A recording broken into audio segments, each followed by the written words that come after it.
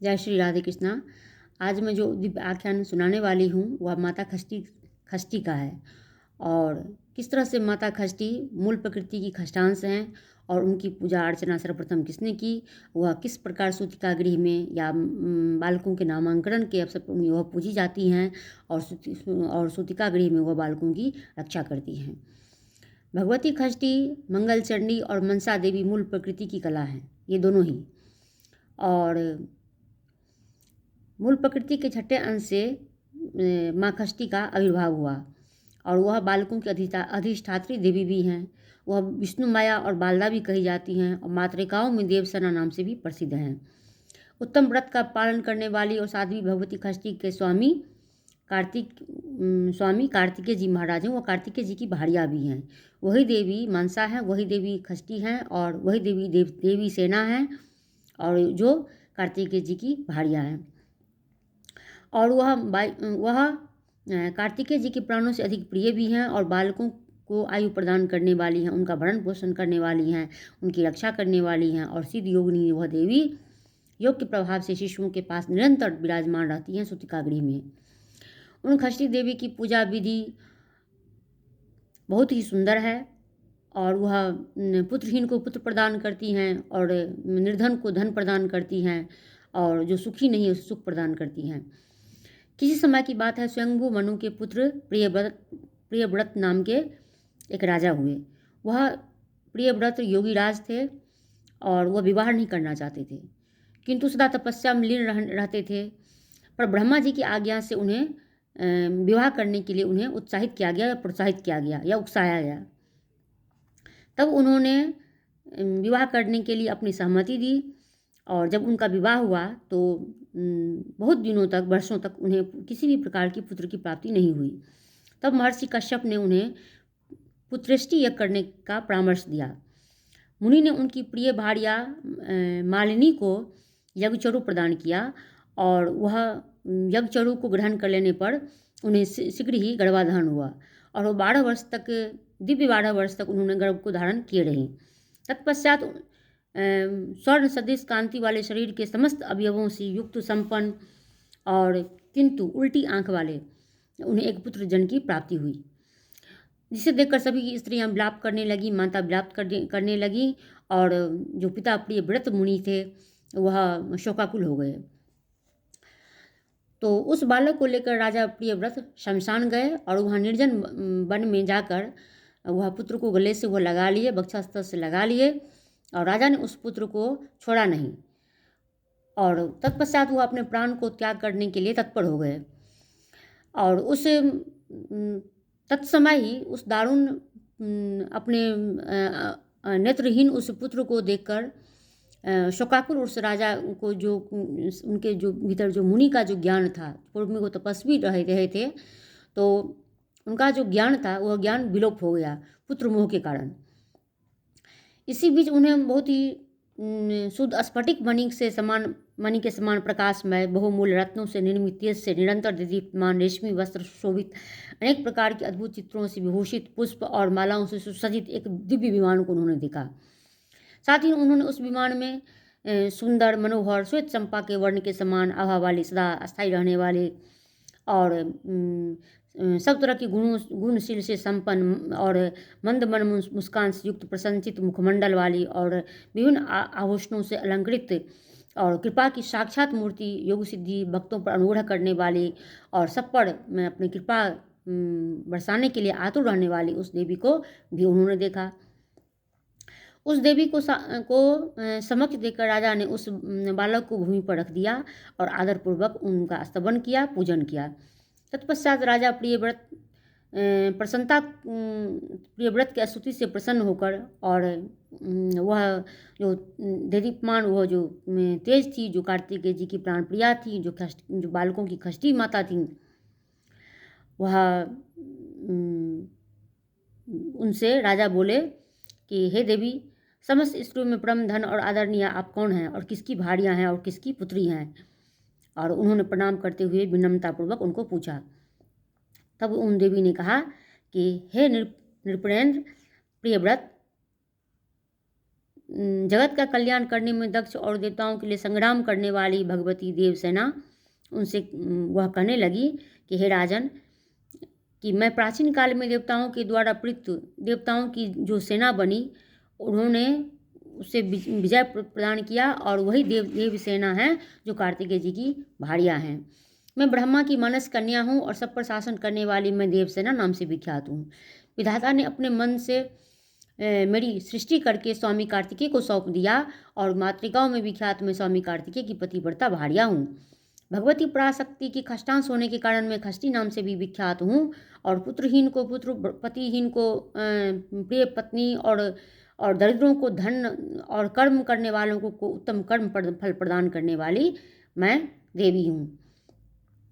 और उन्होंने तब ये भी कहा कि हे राजन, सुख दुख भय शोक हर्ष मंगल संपत्ति विपत्ति यह सब कर्मानुसार मनुष्य को प्राप्त होता है, और अपने कर्म से ही मनुष्य अनेक पुत्रों वाला होता है। कर्म से ही वह वंशहीन होता है, कर्म से ही वह मरा हुआ पुत्र को प्राप्त करता है, कर्म से ही वह पुत्र उसका पुत्र दीर्घजीवी होता है, और मनुष्य के कर्म से ही वह गुणी, कर्म से ही अंगहीन होता है, कर्म से ही वह अनेक पत्नियों वाला होता है अथवा वह भार्या रहित होता है। कर्म से ही मनुष्य रूपवान, कर्म से ही निरंतर रोगग्रस्त रहता है, और कर्म से ही वह व्याधि से ग्रस्त होता है, या कर्म से ही वह आरोग्यता को प्राप्त करता है। इस तरह से कर्म सबसे बलवान है राजन। इसे कर्म के अनुसार ही मनुष्य को अपनी गति या उसका फल उसको मिलता है। इस प्रकार कहकर वह भगवती खष्टी बालक को लेकर अपने महाज्ञानता के द्वारा खेल खेल में ही उस बालक को उन्होंने, जो प्रियव्रत के जो बालक थे, उसको माता ने जिंदा कर दिया, जीवित कर दिया। और प्रियव्रत स्वर्ण की प्रभा के समान कांति उस मुस्कान युक्त उस बालक को देखकर निहारने लगे, और भगवती देवसेना ने बालक को देख रहे कहकर उस बालक को ले ली वहाँ से, और आकाश मार्ग में वह उद्यत हो गई, आकाश मार्ग की ओर वह प्रस्थान कर गई, उद्यत हो गई। इस तरह से प्रियव्रत ने जब उस पुत्र को ले जाते हुए देखा, तो उनके जो होंठ थे वह शुष्क हो गए, वो तालू उनके सूखने लगे, जीवा उनकी लड़खड़ाने लगी, और इस तरह से शोकाकुल होकर वह जो राजा थे देवी से विनम्र वचन में कहने लगे। तब देवी ने उनको कहा कि हे राजन, तुम स्वयंभू मनु के पुत्र हो, और तीनों लोकों के तुम राजा भी हो। तुम सर्वत्र मेरी पूजा कराकर स्वयं भी मेरी पूजा करो, तभी तुम्हें कुल में कमल स्वरूप यह मनोहर पुत्र तुम्हें मैं प्रदान करूँगी। यह सुब्रत नाम से विख्यात होगा, और यह गुणी होगा, विद्वान होगा, और पूर्व जन्म की सभी बातें इसे याद रहेंगी, और वह योगींद्रिय होगा, और भगवान नारायण की कला से यह संपन्न होगा। वह क्षत्रियों में श्रेष्ठ होगा, और सभी के द्वारा वंदनीय भी होगा। वह 100 अश्वमेध यज्ञ करने वाला होगा, और यह बालक लाखों मत वाले हाथियों के समान बलशाली भी होगा, और महान कल्याणकारी होगा, धनी होगा, गुणवान होगा, शुद्ध और विद्वानों का यह प्रिय होगा, और योगियों ज्ञानियों तपस्वियों का सिद्धि स्वरूप समस्त लोकों में यशस्वी होगा, और सभी को समस्त संपदाएं प्रदान करने वाला भी होगा। ऐसा कहकर वह देवी बालक को राजा को दे दी, और राजा प्रियव्रत ने पूजा की बात को स्वीकार कर ली, और वह भगवती कल्याणकारी देवी वर देकर स्वर्ग की ओर प्रस्थान कर गई। राजा प्रसन्नचित होकर मंत्रियों के साथ अपने नगर में वापस आए, और नगर में वापस आकर उन्होंने अपने घर में आकर पुत्र विषयक वृत्तांत सबको कह सुनाई, और तत्पश्चात उन्होंने सभी नर नारी सभी इस आख्यान को सुनकर, इन बातों को राजा के द्वारा मुखारविंद को सुनकर सभी प्रसन्न हुए। राजा ने पुत्र प्राप्ति के लिए उपलक्ष्य में सर्वत्र मंगलोत्सव करवाया, भगवती खष्टी की पूजा की, ब्राह्मणों को धन दिया, और उसी समय से राजा प्रियव्रत प्रत्येक महीने में शुक्ल पक्ष की खष्टी तिथि को भगवती खष्टी का महोत्सव प्रयत्नपूर्वक सर्वत्र कराने लगे। सूतिका गृह में बालकों के जन्म के 6वें दिन, 21वें दिन बालकों से संबंधित किसी भी प्रकार के मांगलिक कार्य में या शुभ अन्नप्राशन के अवसर पर भगवती की पूजा करने लगे, और स्वयं भी वह उस पूजा को करने लगे। इस प्रकार सर्वत्र खष्टी की पूजा, माँ खष्टी की पूजा सर्वप्रथम स्वयंभू मनु के पुत्र राजा प्रियव्रत ने की। तत्पश्चात यह सभी नगरवासियों के द्वारा कराया जाने लगा, और तत्पश्चात यह खष्टी की पूजा लोक प्रचलित हुई। और माँ भगवती के पूजा विधि को भी उन्होंने बताया। कि किस प्रकार से उनकी प्रतिमा बनाई जाए और किस प्रकार से अथवा शालग्राम के रखी जाए अथवा माता की प्रतिमा बनाई जाए और तत्पश्चात षष्ठी की पूजा, उनका स्तोत्र, उनका स्तवन और उनका स्तुति और उनका मार्जन इत्यादि किया जाए। उत्तम पुत्र को प्रदान करने वाली कल्याणदानी दया स्वरूपिणी जगत की सृष्टि करने वाली श्वेत चंपा के पुष्प की आभा के समान समान वर्ण वाली रत्न में आभूषणों से सुशोभित अलंकृत पवित्र स्वरूपिणी अति श्रेष्ठ परा भगवती देवी सेना की मैं आराधना करता हूँ। ऐसा राजा ने अपने यह स्तुति का अर्थ है। और इस तरह से उन्होंने पुष्प को अपने मस्तक पर लगा लिया और भगवती के चरणों में अर्पित कर दिया। इस तरह से ध्यान करके मूल मंत्र के उच्चारण के साथ पाद, अर्घ, आचमन, गंध, पुष्प, दीप, विविध प्रकार के नैवेद्य, सुंदर फल इत्यादि इस उपचारों के द्वारा उत्तम व्रत में निरंतर रहने वाली साध्वी भगवती देवसेना की सर्वप्रथम राजा प्रियव्रत ने पूजा की। भगवती का जो मंत्र है वह है ओम ह्रीम षष्ठी देवी स्वाहा। यह अष्टाक्षरी मंत्र है। इस महामंत्र का विधिवत जप करना चाहिए। तदंतर एकाग्रचित्त होकर भक्तिपूर्वक स्तुति करके देवी को प्रणाम करना चाहिए और पुत्र फल की प्राप्ति करने वाला यह उत्तम आख्यान है, उत्तम जो स्तोत्र है, उसका निश्चित रूप से उसका गान करना चाहिए सामवेद में वर्णित स्रोत के अनुसार। जो मनुष्य भगवती षष्ठी के हस्ताक्षर महामंत्र का 1 लाख जप कर लेगा, निश्चित रूप से वह सुंदर पुत्र की प्राप्ति करेगा, ऐसा ब्रह्मा जी ने स्वयं कहा है। अगर कोई पुत्रहीन है तो उसे माँ षष्ठी देवी की पूजा आराधना किसी वेद पाठी दिव्य ब्राह्मण से कराकर विधिवत पूजन अर्चन करा के स्तोत्र इत्यादि कराकर देवी का मूल प्रकृति जो परादेवी माँ षष्ठी हैं उनकी मूर्ति प्रतिमा लाकर या सालग्राम की विग्रह को रखकर संकल्प लेकर अगर 1 लाख इस हस्ताक्षरी मंत्र ओम ह्रीम षष्ठी देवी स्वाहा कोई दिव्य ब्राह्मण के द्वारा उचित समुचित दक्षिणा, मान, सम्मान इत्यादि करके और कोई भी स्त्री या कोई पुरुष इस दिव्य मंत्र का जप करवा लेता है तो निश्चित रूप से उसे एक सुंदर, दिव्य, यशस्वी, बलशाली, कुल को तारने वाला पुत्र की प्राप्ति होगा, ऐसा ब्रह्मा जी ने कहा है। इसमें कोई भी संशय नहीं है। तो इस तरह से सब प्रकार के शुभ कामनाओं को प्रदान करने वाली और सभी प्राणियों को मनोवांछित फल देने वाली और वेदों में जो वर्णित है उसका श्रवण करने वाली इस देवी का स्तोत्र का गान सबको करना चाहिए। इस मंत्रों का जाप भी सभी को करना चाहिए। जो माँ भगवती